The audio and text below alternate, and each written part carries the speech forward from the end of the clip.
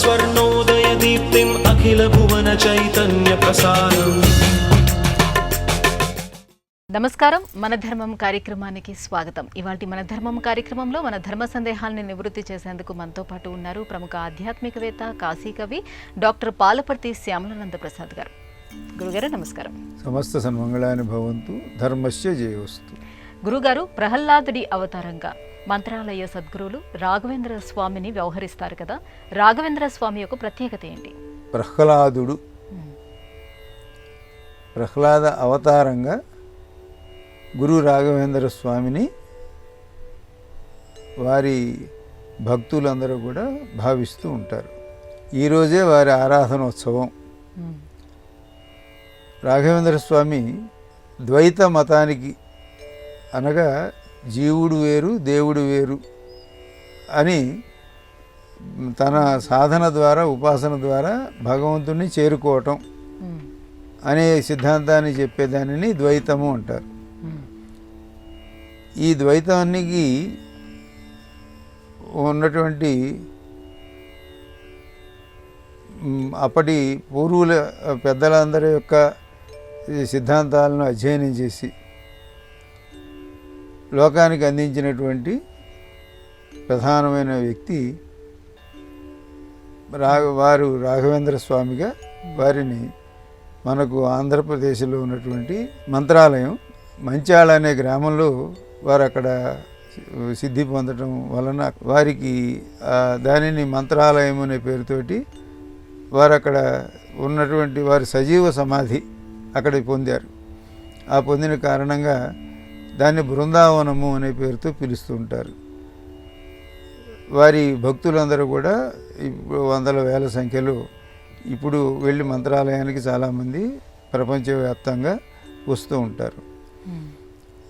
వారు ఈ సిద్ధాంతాన్ని ప్రచారం చేయడానికి దానికి సంబంధించి అనేక రచనలు చేశారు. ఎంతోమందిని దీని గురించి, అంటే మధ్వాచార్యుల వారు ఈ సిద్ధాంతాన్ని స్థాపించిన వారు మధ్వాచార్యులు. కాబట్టి దీన్ని మధ్వ మతము అంటారు, మాధ్వము అంటారు. ఇప్పుడు శంకరాచార్య స్వామి వారు అద్వైతాన్ని, దీన్ని శాంకర మతము అంటారు. అట్లాగే రామానుజ స్వామి వారు, వీళ్ళు అంటే జీవుడు దేవుడు ప్రకృతి ముగ్గురు కలిపి విశిష్టాద్వైతం అనేవారు రామానుజాచార్యులు. జీవుడే దేవుడు, అహం బ్రహ్మాస్మి అని చెప్పేటువంటి వారు, రెండు లేవు అసలు, రెండులాగా కనిపిస్తుంది కానీ ఒకటే అని చెప్పేవారు శంకరాచార్య స్వామి వారు. రెండు వేరువేరే ఉన్నాయి. ఈ మనం, ఈ జీవస్థితిలో ఉన్న మనం దేవుణ్ణి చేరుకోవాలి అని రెండింటిని గురించి చెప్పేటువంటి వారు ద్వైతాన్ని మధ్వాచార్యుల వారు. వీరు ఆచార్య పీఠాలు ఆ సిద్ధాంతాలకి, అంటే వారికి ముందు ఉన్నప్పటికీ ఒక స్థిరమైనటువంటి ఒక పీఠాన్ని, ఒక ప్రత్యేకతను ఈ ముగ్గురు స్థాపించారు. ఆ సిద్ధాంతాలను ఆలోచిస్తే రెండు లేదు ఒకటే అనేది అంతకు ముందే ఉండొచ్చు. శంకరాచార్య స్వామి వారు చెప్పిన ఉపనిషత్తుల్లో, వేదంలో ఉండొచ్చు. కానీ దాన్ని వీరు స్థాపించారు కనుక వారి పేరుతో చెప్పుకుంటాం. ఇట్లా ఈ మధ్వ ఆచార్యుల వారు, వారి తర్వాత వచ్చినటువంటి వారందరూ కూడా, వారందరూ తీర్థ శబ్దంతో చెప్పబడుతూ ఉంటారు. అటువంటి వారు చేసిన రచనలను, వాటిని దృఢంగా అధ్యయనం చేసి ప్రచారం చేసి గురుస్థానంలో ఉన్నటువంటి వారు రాఘవేంద్ర స్వామి వారు. ఆ రాఘవేంద్ర స్వామి వారి యొక్క ఆరాధనోత్సవం ఈ శ్రావణ మాసంలో జరుగుతూ ఉంటుంది. జరిగినటువంటి దానికి విస్తృతంగా ఎంతోమంది అందరూ వచ్చి అక్కడికి మంత్రాలయంలో వారి యొక్క ఆరాధన ఉత్సవాన్ని చేస్తూ ఉంటారు. ఇది ఆ ద్వైతానికి, అంటే మాధ్వ మతానికి చెందినటువంటి గురు రాఘవేంద్ర స్వామి వారు, అంటే మూలరాముడు అనేటువంటి రామ దర్శనం వారు చేశారని, అలాగే పంచముఖ ఆంజనేయ స్వామి వారిని కూడా వీరు దర్శనం చేసినందువలన ఈ రాఘవేంద్ర అనే పేరు వారికి, అంతకు పూర్వం వారి పేరు వెంకట భట్టు ఏదో ఉండేది.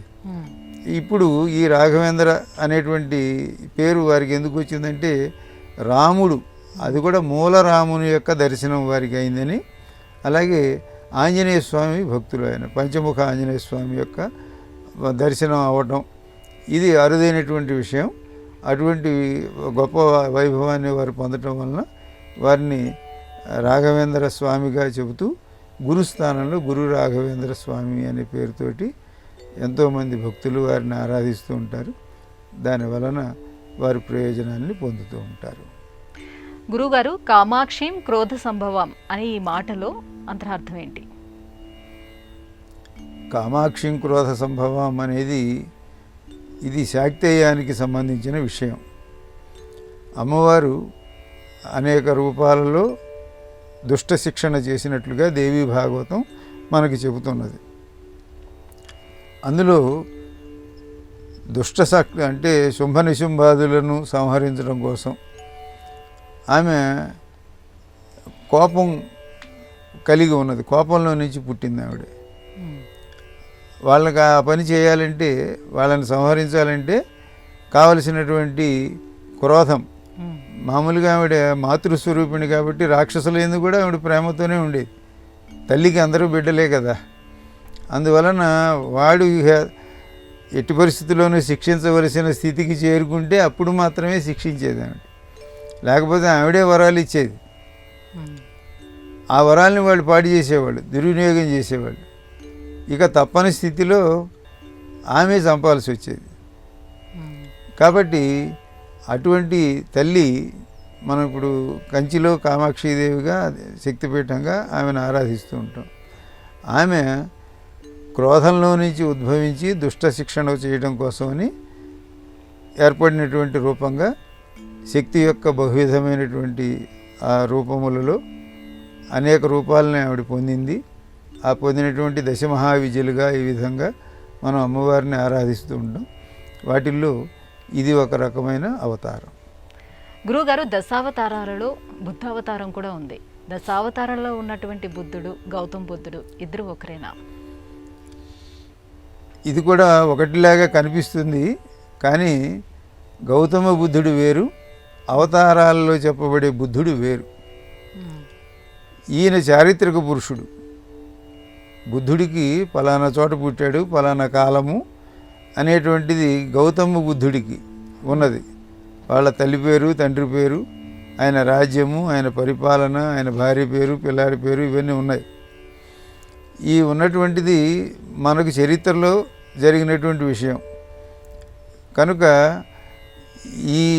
ఈ పేరు బట్టి మనం చెప్పుకునేటువంటి దశావతారములలో మత్స్య కూర్మ వరాహశ్చ నారసింహశ్చ వామనః ఈ వరుసగా చెప్పుకుంటూ వెళ్తాం. ఈ రామో రామశ్చ బుద్ధ కలికిరేవచ అని ఇట్లా చెప్పే చోట చెప్పబడేటువంటి బుద్ధుడు ఆ బుద్ధుడు విష్ణుమూర్తి యొక్క అవతారం. ఆయన ఒక రకమైన నాస్తిక మతాన్ని ప్రతిపాదించి దాని ద్వారా ప్రజల్లో ఒక రకమైన పరిణామాన్ని తీసుకురావడం కోసం ఏర్పడినటువంటి అవతారంగా బుద్ధుడి పేరుతోటి ఒక కథ ఉన్నది. కాబట్టి ఆయనేమో మనకు పౌరాణిక బుద్ధుడు, ఈయనేమో చారిత్రక బుద్ధుడు, ఈయన గౌతమ బుద్ధుడు అనే పేరుతోటి మనం చెప్పుకుంటాం. కాబట్టి ఈయనకి ఈ శుద్ధోదనుడు అనే తండ్రి, తల్లి, భార్య యశోధర వీళ్ళందరూ ఉండటం అనేది మనకు పూర్వం ఉన్నటువంటి ఒక మహా వ్యక్తి, ఒక గొప్ప గురువు. ఆయన సిద్ధాంతాన్ని ఆ రోజుల్లో అందరూ ప్రచారంలోకి తీసుకొచ్చి బౌద్ధ మతం భారతదేశం ఇతర దేశాల్లో అంతా కూడా వ్యాపించింది.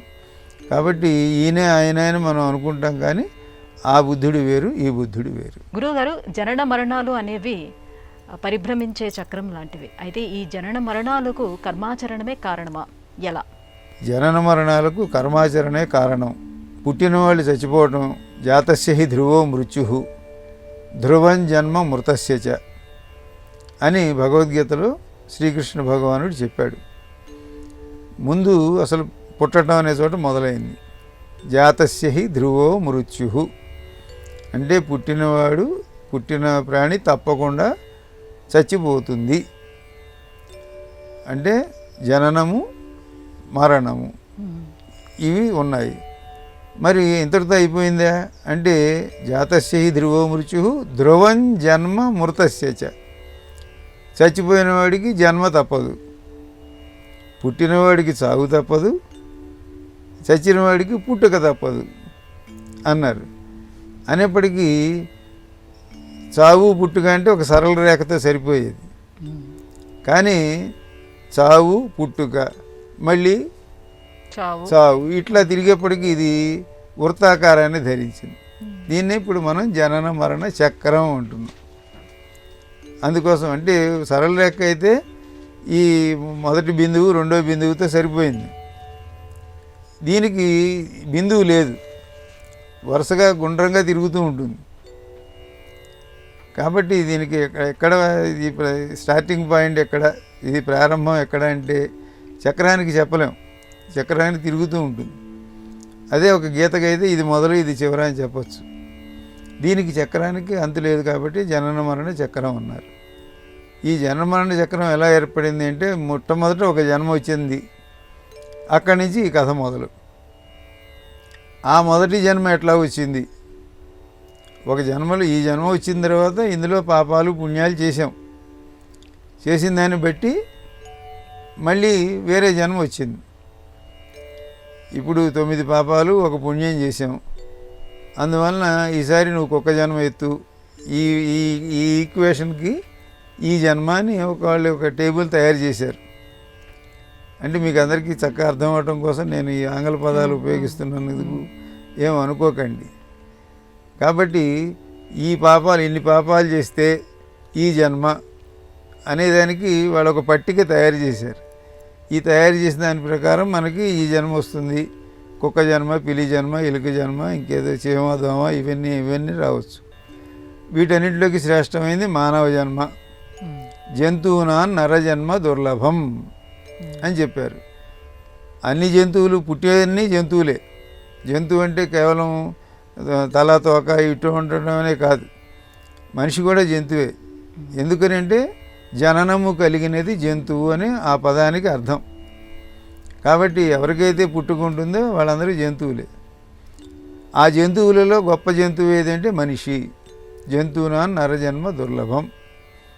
కాబట్టి ఈ చక్రంలో తిరుగుతూ మనం తక్కువ పాపాలు ఎక్కువ పుణ్యాలు చేసినప్పుడు వెంటనే ఆ పట్టికలో మనకి మనిషి వచ్చింది.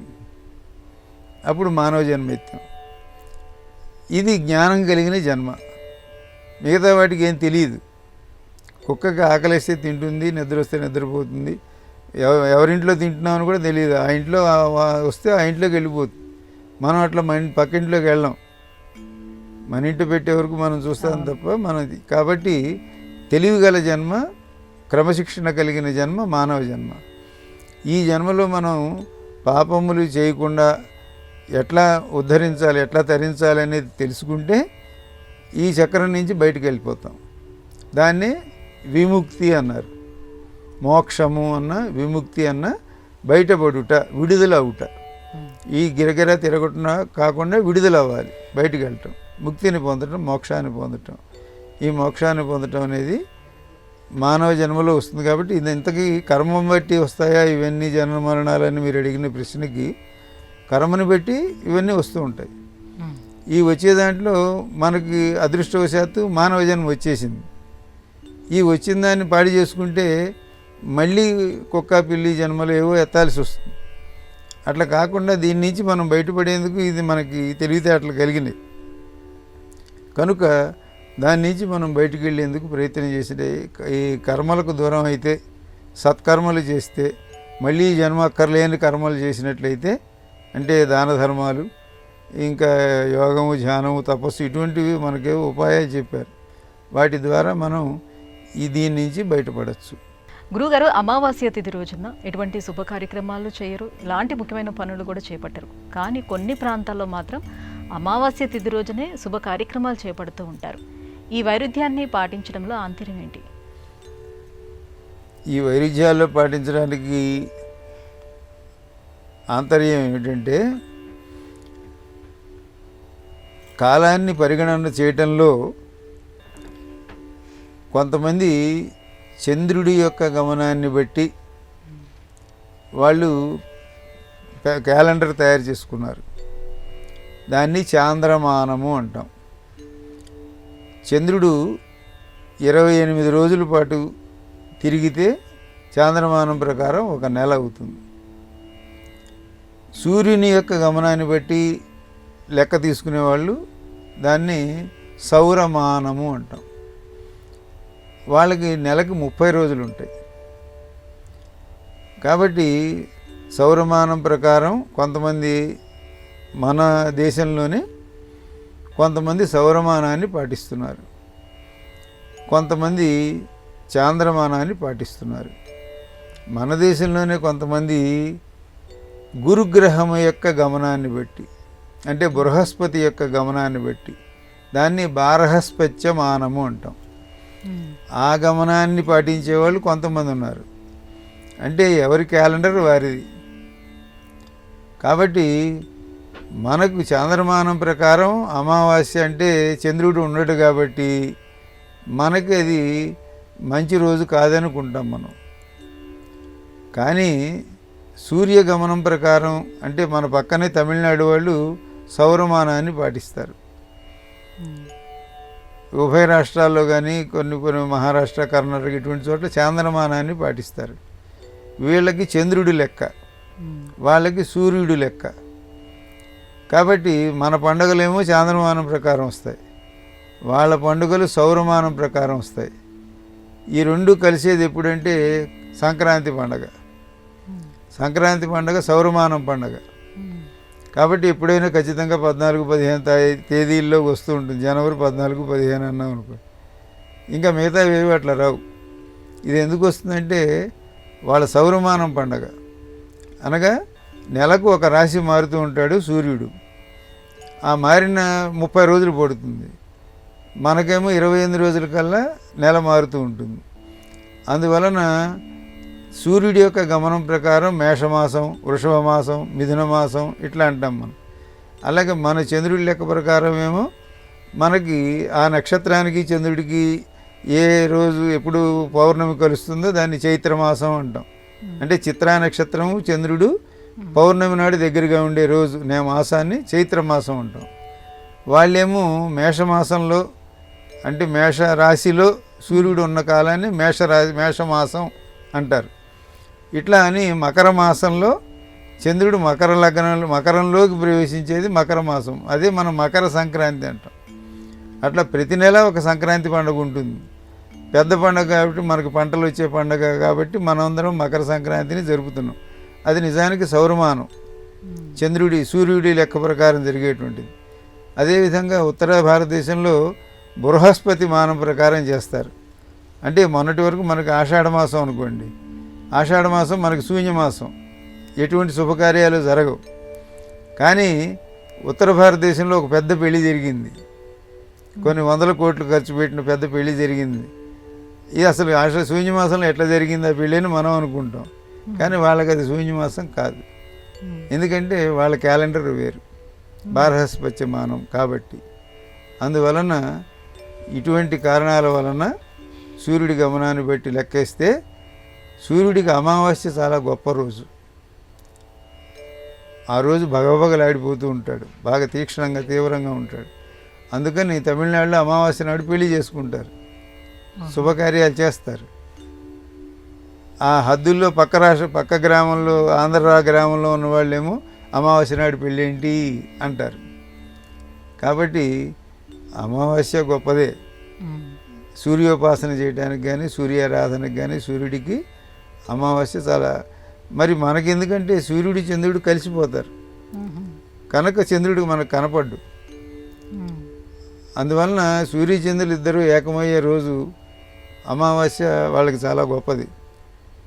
మనకి చంద్రుడు కనపడని రోజు కాబట్టి మనకు చంద్రుడు నిండుగా కనపడే పున్నమి గొప్పది. మనకి చంద్రుడు దాక్కునేటువంటి రోజు అమావాస్య మనకు మంచిది కాదని ఈ లెక్కల ప్రకారం మాత్రమే తప్ప అంతకు మించి మనం ఇందులో మంచి చెడుల్ని వేరేగా చూడటానికి వీల్లేదు. కర్మఫలాన్ని నుంచి ఎవరు తప్పించుకోలేరు, అందరూ అనుభవించాల్సిందే అని చెప్తారు కదా, ఇదే సిద్ధాంతం భీష్ముడికి కూడా వర్తించిందా? భీష్ముడు కూడా కర్మఫలాన్ని అనుభవించాడా? తప్పకుండా వర్తించింది. భీష్ముడికి కూడా కర్మఫలం ఎవరైనా అనుభవించవలసిందే అనేది అది సాక్షాత్తు శ్రీమన్నారాయణుడు రామావతారం ఎత్తినా కృష్ణావతారం ఎత్తినా ఆయన కర్మఫలం అనుభవించాడు. లేకపోతే ఆయన తలుచుకుంటే మళ్ళీ అడవికి వెళ్ళటం ఎందుకు, సీతను ఎత్తుకుపోతే ఎక్కడికి పోయిందో తెలియకుండా వెతకటం ఎందుకు, ఇవన్నీ వంతెనలు కట్టడం ఇవన్నీ ఎందుకు? ఆయన సాక్షాత్ శ్రీమన్నారాయణుడే అయితే మొత్తం కథ అంతా అయిపోయింది. అట్లాగే కృష్ణుడు సాక్షాత్ శ్రీమన్నారాయణుడు అయితే జైల్లో పుట్టడం ఎందుకు, చీకట్లో ఇంకో ఇంట్లోకి వెళ్ళి ఎక్కడో పెట్టడం ఎందుకు, ఇవన్నీ చేసి చివరికి ఎక్కడ దిక్కుముక్కు లేకుండా కాలికి బాణం తగిలి ఈ జన్మలో వాళ్ళు చేసినటువంటి వాటిని అనుభవించవలసిన అవసరం ఉన్నది. అట్లాగే భీష్ముడు కూడా వసువులలో ఒకడు. ఆ వసువుల్లో ఒకడిలో ఆయన చేసినటువంటి ఒక పొరపాటు పనికి ఆయనకి శాపం వచ్చింది. ఆ శాపం వలన ఇక్కడ ఆయన మనిషిగా ఈ భీష్మ జన్మ ఎత్తాడు. ఈ ఎత్తినందువలన ఆయన చేసినటువంటి పుణ్యమేమో తండ్రి మాట కోసమని ఆయన పెళ్లి చేసుకోకుండా ఇవన్నీ చేయటం వలన ఆ తండ్రి ఆజ్ఞను పాటించిన కారణంగా ఆయనకి చాలా పుణ్యం వచ్చింది. కానీ అక్కడ వసువుగా ఉండి చేసినటువంటి ఒక పొరపాటు వలన మానవ జన్మ వచ్చింది. దీని కారణంగా ఆయనకి తండ్రి ఇచ్చినటువంటి వరం కూడా ఉంది, ఇచ్ఛామరణం. మన ఎవరికి లేదేది. ఆయన ఎప్పుడు కావాలంటే అప్పుడు పోవచ్చు. అటువంటిది ఆయనకి లభించింది. కాబట్టి ఆయన అంపశయ్య మీద అన్ని రోజుల పాటు, అంటే దక్షిణాయనం నుంచి ఉత్తరాయణం వచ్చే వరకు కొన్ని రోజులు, ఒక 20-30 రోజులు ఆయన చాలా కష్టపడ్డాడు. అంటే ఇనప ముళ్ళ మీద పడుకొని ఉన్నాడు. ఆ పడుకొని ఉన్నటువంటి వాడు ఆ గాయాలు, నొప్పులు, బాధలు, మంచినీళ్ళు, ఆహారం ఏమీ లేకుండా తెలివిగానే ఉన్నాడు. మళ్ళీ ఇట్లా ఉండి బోళ్ళు చెప్పాడు.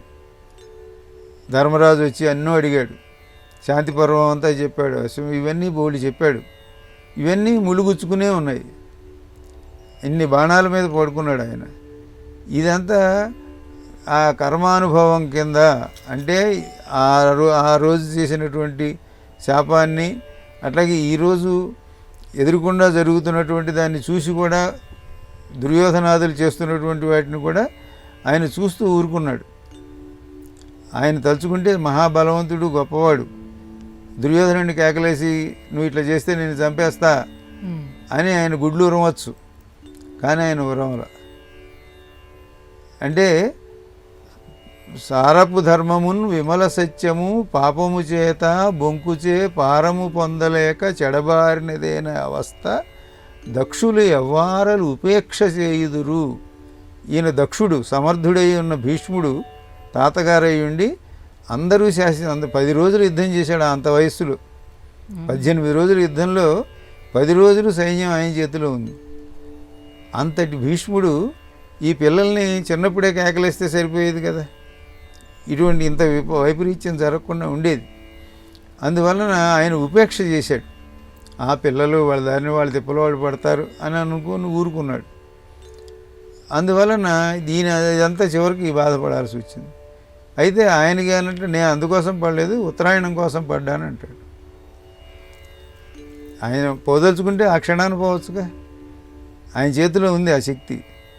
కానీ ఆయన పొడిగించుకున్నాడు. ఎందుకోసం అంటే ఉత్తరాయణం కోసం. కాబట్టి భీష్ముడు కర్మఫలాన్ని అనుభవించాడా అంటే ఒక రకంగా అనుభవించాడని చెప్పచ్చు.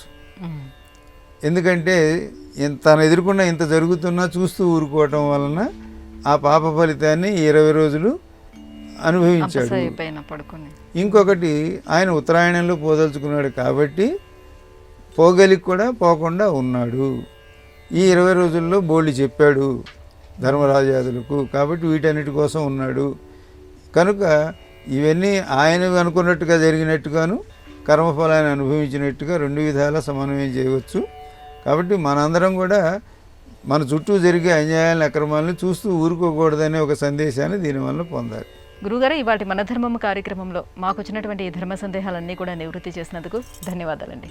సమస్త సన్మంగళాని భవంతు, ధర్మస్య జయోస్తు. ఇది ఇవాల్టి మన ధర్మం కార్యక్రమం. రేపటి మన ధర్మం కార్యక్రమంలో మళ్ళీ కలుసుకుందాం. నమస్కారం. ఈ కార్యక్రమాన్ని తిరిగి చూడాలనుకుంటే www.youtube.com/ETV Life Spiritual లో చూడవచ్చు.